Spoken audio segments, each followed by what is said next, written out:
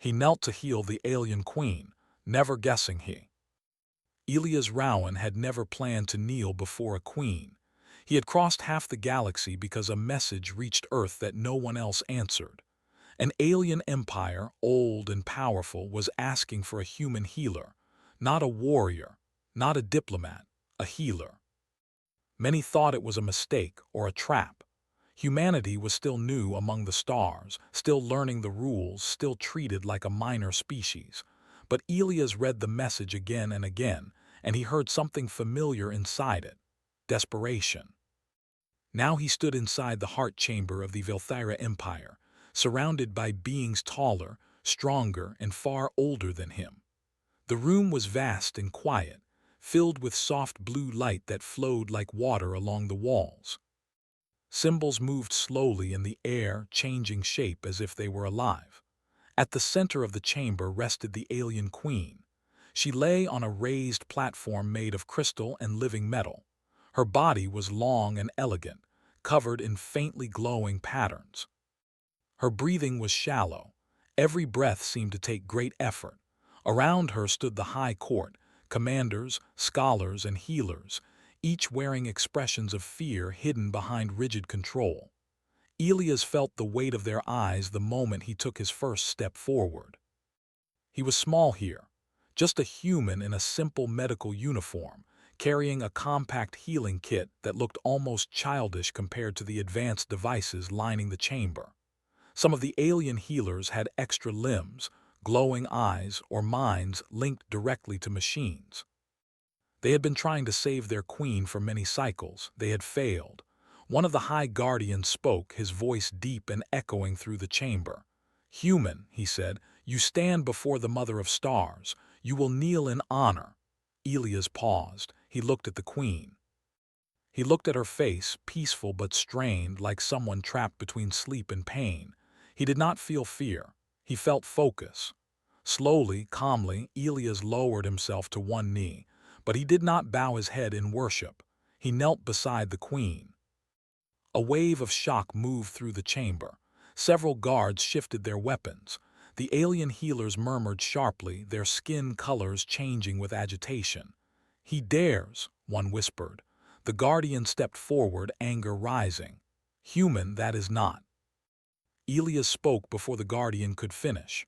"I am here to help," Elias said quietly. "I need to see her wound." Silence fell.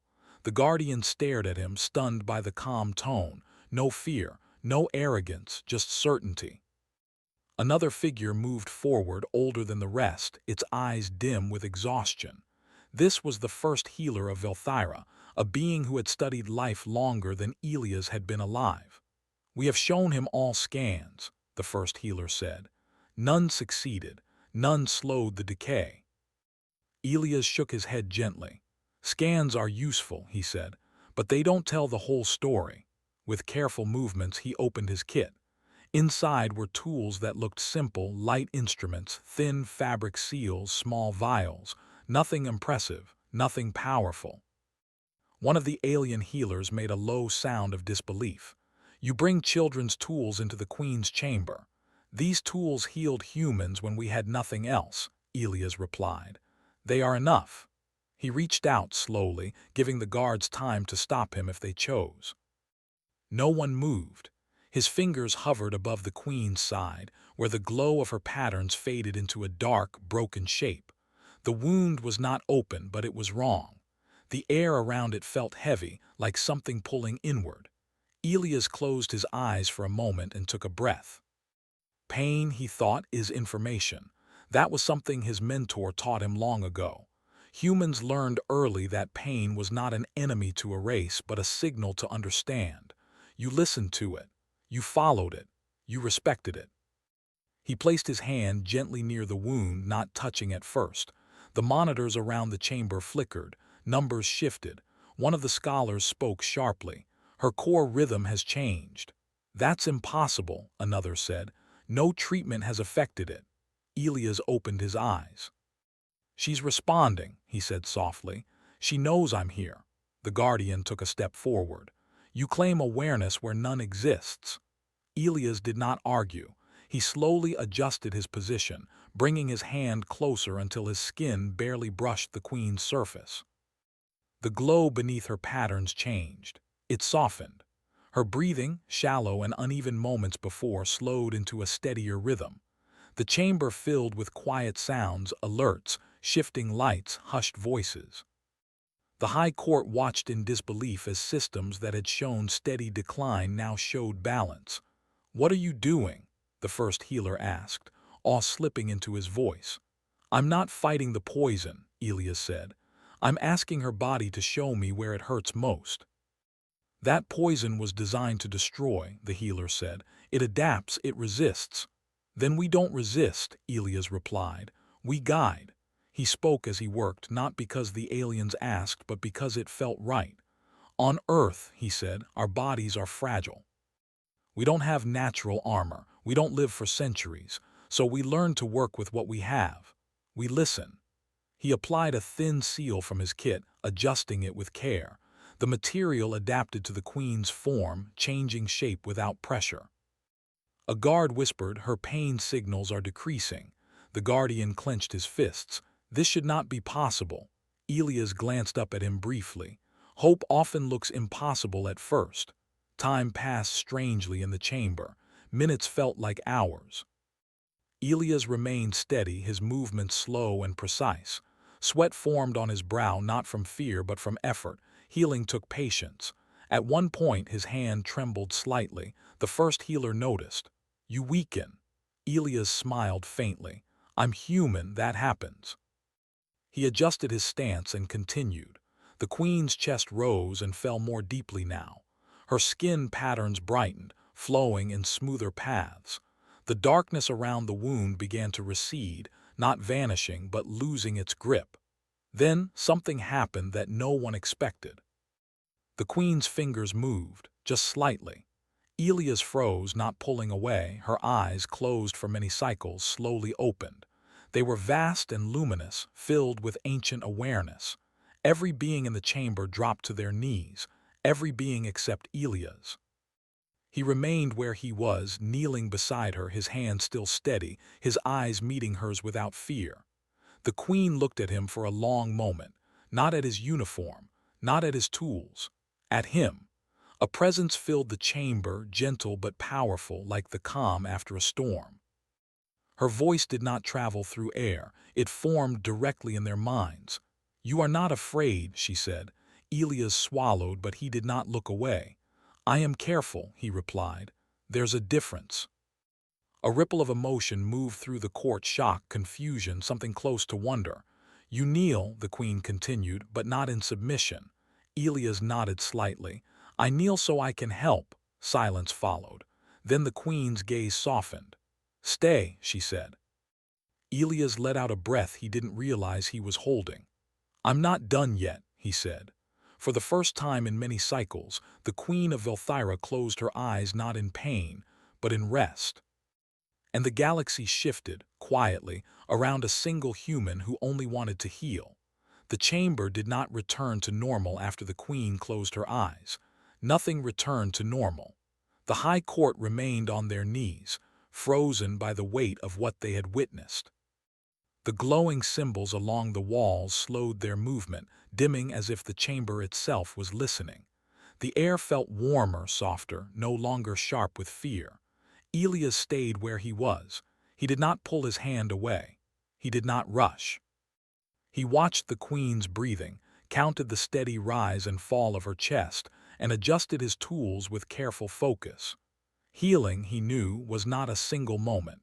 It was a process. The first healer rose slowly, his movements careful, as if sudden motion might break the fragile peace. His many eyes stayed fixed on the monitors floating near the queen. "Her internal balance is stabilizing," he said, disbelief clear in his voice. "The decay has slowed beyond all projections." One of the scholars whispered, "That is impossible. The poison was engineered to bypass regulation systems." Elias spoke without looking up. "Most poisons assume the body will fight back the same way every time," he said. "Change the response and the poison loses direction." The guardian stood at last, his posture tense. "Human," he said, choosing his words carefully now. You walk a thin line. If you fail, Elias finally looked up at him. If I fail, Elias said calmly, then I fail trying to save her, not standing back and watching. The guardian said nothing more. Time moved forward again. Hours passed. The queen remained asleep, but her presence filled the chamber even in rest. The poison did not vanish, but it weakened, breaking apart in small stages as Elias guided her body to isolate it. He used no force, no aggressive methods, only patience. The alien healers watched closely. At first, they kept their distance, whispering among themselves. Then one stepped closer, then another. Curiosity slowly replaced fear. One healer, smaller than the rest, gestured toward Elias' kit. Those instruments, she said, they are not linked to your mind. No, Elias replied. They don't need to be. She tilted her head. You rely on your senses alone. And training, Elias said, and trust. Trust in what? She asked. In the patient, he said. The idea spread through the chamber like a quiet shock. The first healer moved closer, kneeling across from Elias. Show me, he said, his pride set aside. Show me what you see. Elias hesitated only a moment, then adjusted one of the displays so the first healer could observe the subtle shifts he was tracking, micro changes in rhythm, tiny variations in energy flow. I'm not looking for damage, Elias explained. I'm looking for effort where her body is still trying. The first healer watched in silence. Slowly, his eyes widened. She is fighting, he said. We believed her strength was gone. It wasn't gone, Elias said. It was overwhelmed. A soft sound echoed through the chamber. The queen stirred. Her eyes opened again, slower this time, clearer. Elias felt it immediately, not words, but awareness pressing gently against his thoughts. You remain, her voice formed, calm and curious. Yes, Elias answered quietly. You're doing well. A ripple of tension passed through the court. The guardian started to speak, then stopped when the queen's gaze shifted toward him. Do not interrupt, she said. The guardian lowered his head. The queen focused on Elias again. Your kind heals differently, Elias nodded. We had to, we're not very durable. Yet you endure, she said. We adapt, Elias replied. The queen was silent for a moment. Then she said, when the poison entered me, it carried intent. It sought to end my line. To collapse my will. Elias listened carefully. And now, it is confused, she said. It no longer knows what it is attacking. A faint smile touched Elias' lips. That's good. The queen studied him. You speak to me as an equal. Elias thought for a moment. I speak to you as a patient, he said honestly. Something like amusement flowed through her presence. The queen's breathing deepened further. Strength returned slowly, like light rising before dawn. Outside the chamber, word spread. Servants whispered. Guards shared looks of disbelief. Systems across the palace registered a shift in the queen's condition. For the first time in many cycles, alerts changed from warning red to cautious amber. In distant halls, alien nobles argued in hushed tones. This human is dangerous, one said, not with weapons but influence. He touched the queen, another replied, and lived. He was allowed, a third said quietly. That has never happened. Back in the chamber, Elias finally leaned back slightly, giving his hands a brief rest. His arms ached, his head felt light. Healing at this level demanded more than physical effort. The first healer noticed immediately. You need restoration, he said. Elias shook his head. Not yet. You will collapse, the healer warned. Later, Elias replied with a faint smile. Right now, she's the priority. The queen's presence brushed his thoughts again. You carry damage within yourself, she observed. Elias blinked. Everyone does. Yours is old, she said. You have healed others at cost to yourself. Elias did not deny it. The queen was quiet for a long moment. Then she spoke again, her tone thoughtful. Long ago, she said, my people encountered a small species, soft-bodied, brief-lived. They offered aid without demand. The court stirred. The first healer froze. Elias frowned slightly. I don't know that story. The queen's attention deepened as if looking through time. You would not, it was buried, forgotten by design. Her eyes focused on him once more. But my body remembers. A wave of understanding moved through Elia's, slow and heavy. That's why you responded, he said softly. Yes, the queen replied. Your presence awakens pathways shaped by compassion, not conquest. The chamber was utterly silent. The guardian felt something shift inside him. Fear, yes, but also something new. Respect. Elias returned to his work, renewed focus guiding his hands. The poison weakened further, breaking apart under the queen's recovering systems. The danger was not gone, but the balance had changed. For the first time since the attack, hope was no longer a theory. It was real. As the cycle turned and the artificial lights adjusted to mimic dawn, the queen rested deeply, stable and alive. The high court remained in the chamber, unwilling to leave. Elias finally allowed himself to sit back fully, exhaustion settling into his bones. The first healer placed a gentle hand on his shoulder. You have altered history, he said quietly. Elias looked at the queen, peaceful in rest. I just did my job, he said. Far beyond the chamber walls, the galaxy waited, unaware that its view of humanity was already beginning to change. The queen did not wake suddenly. Her return to full awareness came like a slow sunrise, steady and sure. Light returned to her patterns in gentle waves, flowing across her body instead of flickering in pain. The chamber sensed it before anyone spoke. The walls brightened. The air felt lighter, as if a long-held breath had finally been released. Elias slept where he sat. His back rested against the base of the platform, his head tilted slightly forward, his hands still close to the queen as if ready to move at the smallest change. Dark circles marked his eyes. His breathing was shallow but calm. The first healer noticed first. He has entered deep fatigue, he said softly. Yet he did not withdraw.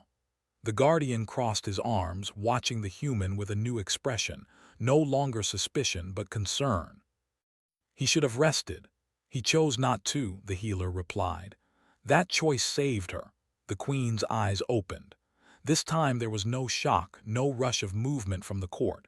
They felt her awareness settle fully into the room, ancient and clear. Her gaze moved slowly, taking in every detail, every being present. Then it stopped on Elias.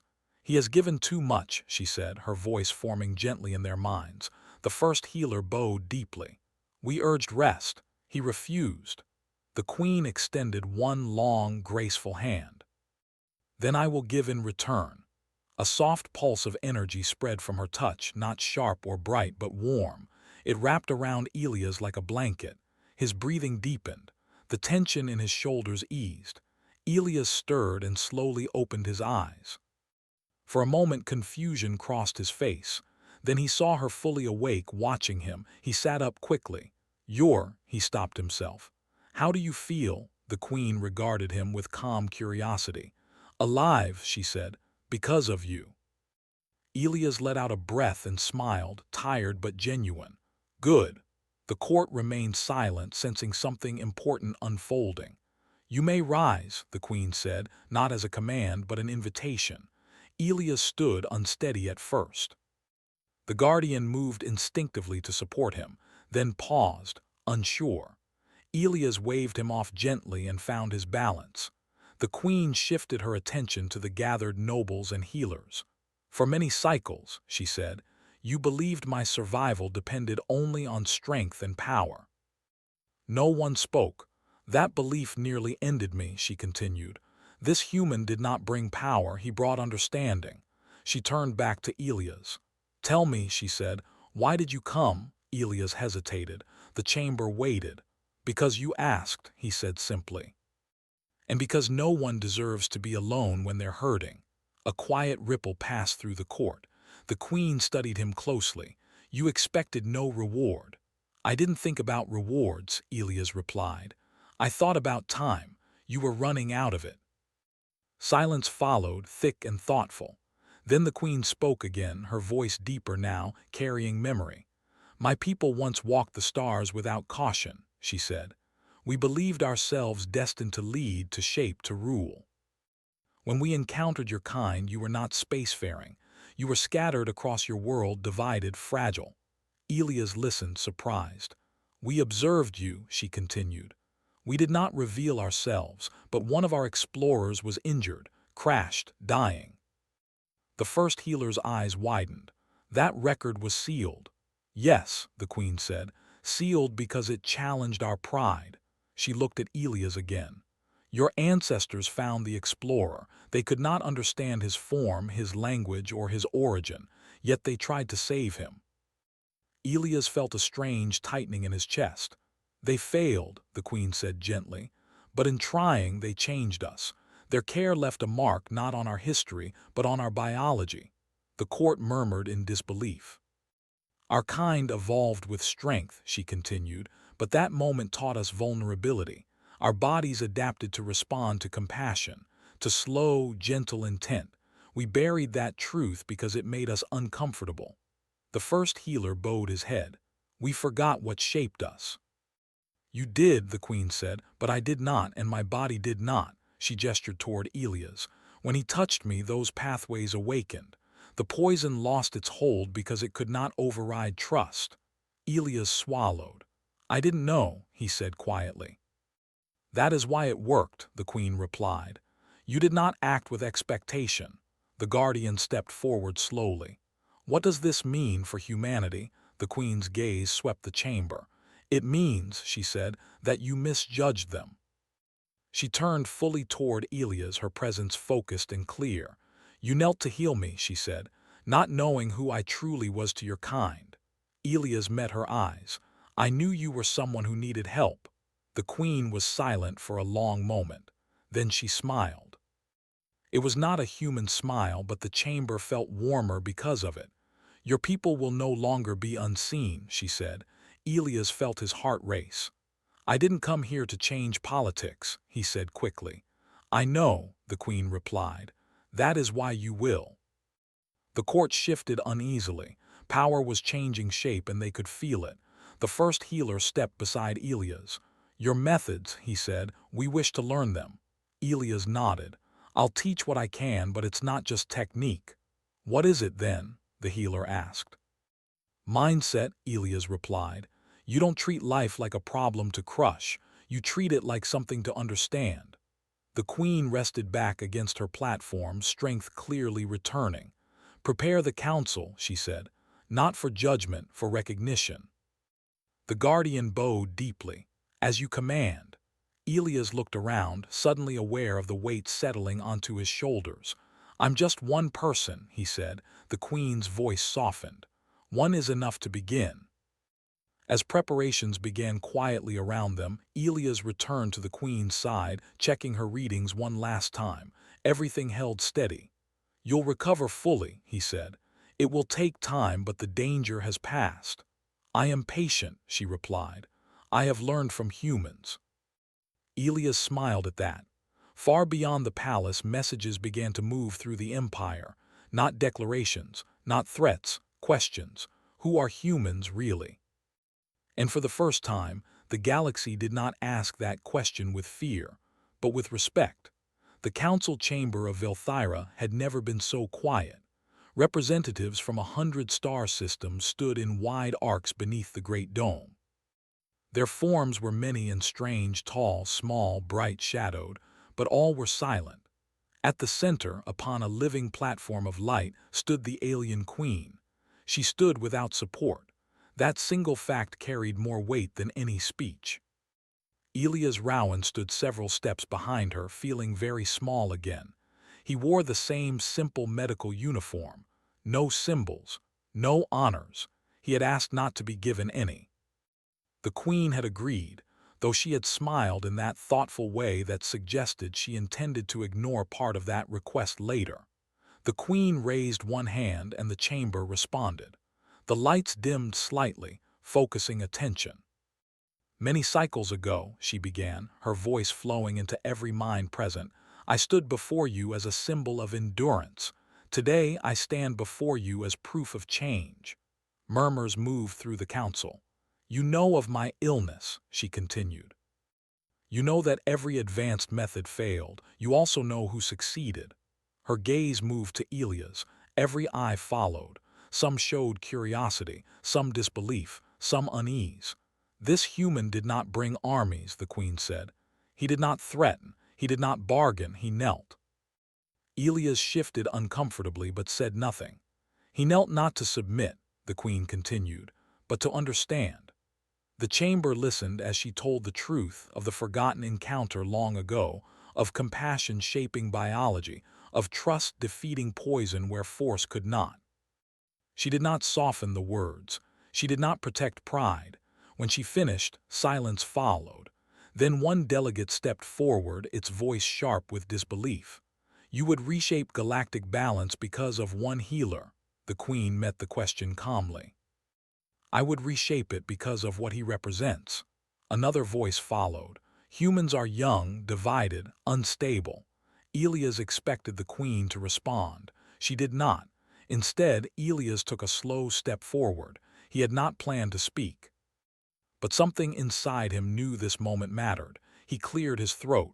We are young, he said simply, and we are divided, and yes, sometimes unstable. The delegates watched him closely now. But we know what it's like to be fragile, Elias continued. That's how we survived. We learned to help each other because alone we didn't last. He looked around the chamber, meeting eyes without challenge. I didn't heal your queen because she was powerful, he said. I healed her because she was hurting. The words settled into the room. The queen nodded once, satisfied. Humanity, she said, will be recognized as guardians of life. A wave of reaction swept the chamber. Surprise, protest, wonder. This title grants no authority to command, she continued, no right to rule. It grants responsibility to heal where possible, to advise where needed, and to stand as witnesses when life is threatened. Elias felt his breath catch. That's a lot, he murmured. The queen heard him. Yes, she said gently, it is. She turned fully toward him, her expression warm and steady. You will not carry it alone. In the days that followed, change moved quietly but deeply. Human medical ships were invited into regions once closed to outsiders. Human doctors were asked questions, not because their technology was superior, but because their approach was different. They listened. They explained. They stayed. Elias remained on Velthyra longer than planned, helping train healers who were eager to learn not just techniques, but perspective. He showed them how to read subtle signs, how to slow down, how to treat fear as part of the illness instead of an obstacle. Your tools are simple, one healer said during a session. So are we, Elias replied with a smile. The queen recovered fully. When she walked through the palace gardens for the first time, supported only by her own strength, the people watched in quiet awe. She paused beside Elias as they walked. You changed many futures, she said. Elias shook his head. I did what anyone should, she looked at him. That belief is what makes it rare. Eventually, the time came for Elias to return to Earth. A small gathering stood at the docking platform, healers, guards, scholars, even the guardian who had once doubted him. The first healer bowed deeply. You gave us back our queen, he said, and something more. Elias felt awkward. Take care of her, he said, and each other. The queen approached last. You will always be welcome here, she said. Elias hesitated, then spoke honestly. If you ever need help again, just ask. The queen smiled. We will. As his ship lifted away, Elias looked out at the vast stars, feeling the quiet weight of what had begun. Back on Earth, the news spread slowly at first. Not headlines of conquest or war, but stories of cooperation, of humans healing aliens, of aliens listening to humans. Some doubted, some mocked, some feared, but patience spoke louder than critics. A child from a distant system who could breathe again, an elder whose pain finally eased, a queen who lived. Humanity's place among the stars changed, not because they were the strongest, but because they chose to kneel when others chose to stand above. And across the galaxy, a new truth took root. when hope was failing, when strength was not enough, and when life stood on the edge. Someone would say quietly, "Send for the humans."